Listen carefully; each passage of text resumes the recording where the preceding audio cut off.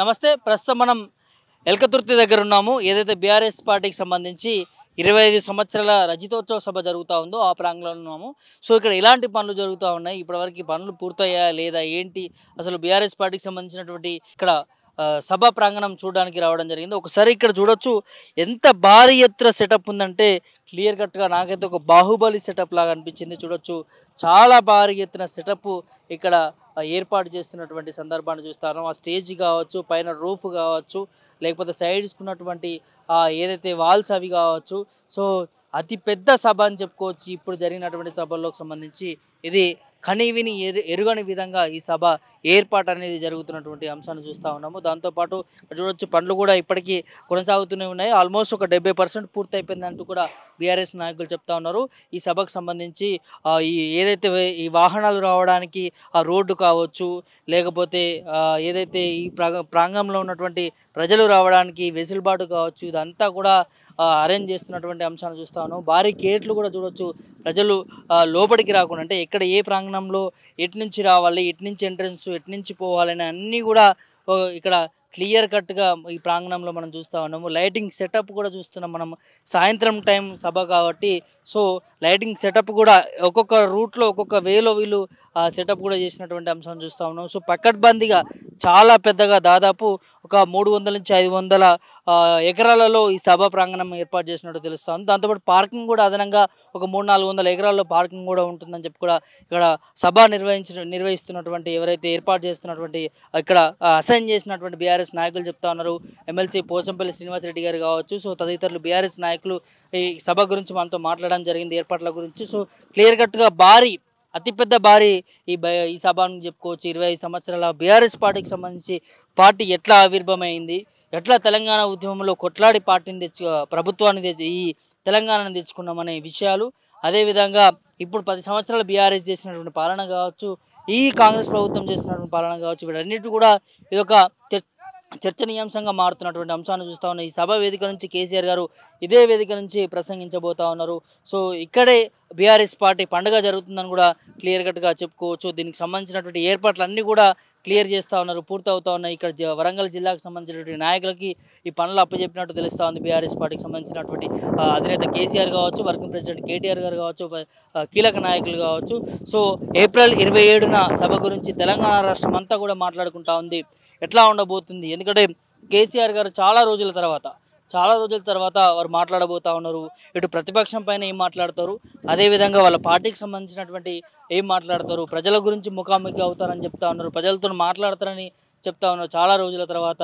So, ఈ ఎల్కతుర్తి అనేటువంటి ఈ ప్రాంగణం మొత్తం కూడా కిక్కిరిసిపోయేటటువంటి పరిస్థితి మనం చూస్తూ ఉన్నాము. సో, ఎక్కడెక్కడ ట్రాఫిక్ సంబంధించినటువంటి కావచ్చు, అన్నిటిపైన సమీక్ష ఏర్పాటు చేసి ఇక్కడ ఉన్నటువంటి నాయకులు ఎట్లా దీన్ని రూట్ మ్యాప్ క్లియర్ చేసుకోవాలి, ఎక్కడ పార్కింగ్ చేయాలి, ఎక్కడి నుంచి ఎంట్రన్స్ ఇవ్వాలి, ఎక్కడి నుంచి పబ్లిక్ తీసుకురావాలి వస్తారు, ఎక్కడి నుంచి ఎగ్జిట్ ఇవ్వాలి, సో ట్రాఫిక్ ఆంక్షలు ఏ విధంగా ఇక్కడ ఏర్పాటు చేసుకోవాలని అన్నిటి మీద కూడా వాళ్ళు రోజుకు డైలీ ఎప్పటికప్పుడు ఒక చర్చ కొనసాగుతూ ఉన్నారు. ఇక్కడ మీటింగ్ ఏర్పాటు చేసుకుంటూనే ఉన్నారు. సో, ప్రస్తుతానికైతే ఈ సభా ప్రాంగణము పూర్తవుతా ఉన్నది. చాలామంది వెయిట్ చేస్తూ ఉన్నారు, ఇటు ప్రజలతో పాటు అటు నాయకులతో పాటు ఎప్పుడెప్పుడు ఈ సభ జరుగుతుంది, ఎప్పుడెప్పుడు ఈ సభలో కేసీఆర్ గారి మాటలు వింటాము, కేసీఆర్ గారు ఎప్పుడు మేము చూస్తామంటూ కూడా మరి బీఆర్ఎస్ నాయకులు చెప్పినట్టుగా ప్రజలందరూ కూడా వేచి చూస్తూ ఉన్నారు.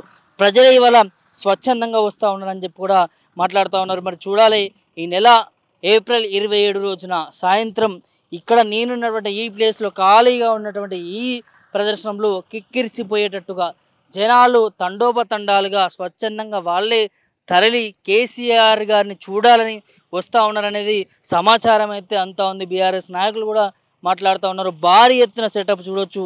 ఉద్యమం టైంలో కూడా ఇట్లాంటి సెటప్ ఆ టైంలో చూసినాము, మళ్ళీ ఇప్పుడు చూస్తూ ఉన్నాము. చూడొచ్చు, కనుచూపు మేరలో మనకు కనిపించింది అంతా కూడా అక్కడ జేసీబీలు కావచ్చు, అక్కడ డీసెంలు కావచ్చు, అక్కడ ఏదైతే క్లీన్ చేస్తున్నటువంటి ప్రాంగణాలు కావచ్చు, ఈ బ్యారికేడ్లు కావచ్చు, అక్కడ పొలాల నుంచి గడ్డి అదంతా కూడా తీస్తున్నటువంటి దృశ్యాలు కావచ్చు, ఈ లైటింగ్ సెటప్ కావచ్చు. చూడొచ్చు, ఒక్కొక్క లైన్కి ఈ లైన్ వరుసగా లైటింగ్ సెటప్ ఉంటే ఇంకో లైన్ వరుసగా, అంటే ఈ మధ్యలో చైర్స్ కావచ్చు వాళ్ళు కూర్చోవడానికి.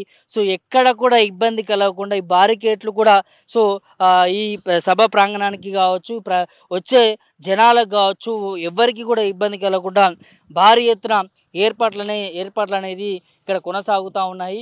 సో ప్రజలందరూ కూడా స్వచ్ఛందంగా వస్తారంటూ కూడా బీఆర్ఎస్ పార్టీ నమ్ముతా ఉంది. సో ఆల్రెడీ ప్రజల నుంచి కూడా ఆదరణ అనేది వస్తూ ఉందంటూ కూడా చెప్తా ఉన్నారు. మరి నిజంగా మరి చాలా ఇది రాజకీయాల్లో చర్చ జరుగుతుందని చెప్పుకోవచ్చు. కేసీఆర్ గారి సభ, బీఆర్ఎస్ పార్టీ సభ 25 సంవత్సరాలు ఏ విధంగా కొనసాగబోతా ఉంది, అసలు ఎట్లా చేస్తారు ఈ సభని అనేది చాలా చర్చనీయాంశంగా సాగుతూ ఉంది. సో ప్రస్తుతానికైతే పనులు జరుగుతూ ఉన్నాయి. సో మరికొద్ది రోజున దాదాపు 5-6 రోజుల్లోనే మరి రాబోతా ఉంది. ఈ సభకు సంబంధించినటువంటి అందరూ కూడా కేసీఆర్ గారిని చూడడానికి తరలి వస్తూ ఉన్నారు. తరలి వచ్చి కేసీఆర్ గారి మాటలు వినడానికి చాలామంది వస్తూ ఉన్నారు. ఎందుకంటే ఇప్పుడున్నటువంటి కాంగ్రెస్ ప్రభుత్వం పైన చాలా వ్యతిరేకత వస్తున్నటువంటి పరిస్థితి చూస్తూ ఉన్నాం. ఎందుకంటే గ్యారంటీల విషయంలో కావచ్చు, ప్రభుత్వం చెప్పినటువంటి హామీల విషయంలో, అదేవిధంగా చేస్తా అన్న పనులు అభివృద్ధి విషయంలో కావచ్చు, చాలా వరకు కూడా ఎక్కడ వేసిన గొంగడు అక్కడే ఉందన్నట్టు కూడా ప్రజలు మాట్లాడుతూ ఉన్నారు. సో ఒక ప్రతిపక్ష నాయకుడిగా మరి వాళ్ళ పార్టీ ఏదైతే రజతోత్సవ సభకు సంబంధించి ప్రజలతో ముఖాముఖి కానున్నారు, పార్టీకి సంబంధించినటువంటి వాళ్ళు ఏదైతే ఉన్నదో వ్యూహాలు కావచ్చు, లేకపోతే వాటన్నిటిని కూడా ఎట్లా ముందుకు వెళ్ళాలి, తర్వాత ఇప్పుడున్న ప్రభుత్వాన్ని ఏం చేస్తూ ఉంది, కేసీఆర్ గారు కూడా మాట్లాడుతూ ఉన్నారు. ఈ ప్రభుత్వానికి సమయం ఇచ్చాం మనం అన్నట్టు కూడా వారు గత మీటింగ్లో కూడా చెప్పడం జరిగింది. సో ఈ సభ తర్వాత ఎలా ఉండబోతుంది, ఈ సభలో ఏం మాట్లాడతారు అనేది మన ఏప్రిల్ 27 వరకు వినాల్సి ఉంటుంది. సో ప్రస్తుతానికైతే ఈ సభకు సంబంధించినటువంటి ఏర్పాట్లు అయితే పూర్తిగా వస్తూ ఉన్నాయి. సో ఈ సభ సక్సెస్ అవుతుందా అవ్వదా, అసలు ఎట్లా జరుగుతుంది అనేది కేసీఆర్ గారు ఏం మాట్లాడతారు అనేది ఖచ్చితంగా ఏప్రిల్ 27 తారీఖు వరకు చూడాల్సిందే. చూసి ఏంటనేది మనము తెలుసుకోవాల్సినటువంటి అవసరం ఉంటుంది. ఈ సభకు సంబంధించినటువంటి ప్రస్తుతానికి ఇన్ఫర్మేషన్ అయితే, అప్డేట్స్ అయితే ఇలా ఉన్నాయి. సో సభ పూర్తి అయిన తర్వాత కూడా మరొక వీడియో రూపంలో మీకు తెలియజేసే ప్రయత్నం చేస్తాము. సో వీడియో జర్నలిస్టు శివతో ప్రభాకర్, మిర్రర్ టీవీ, వరంగల్ నుంచి.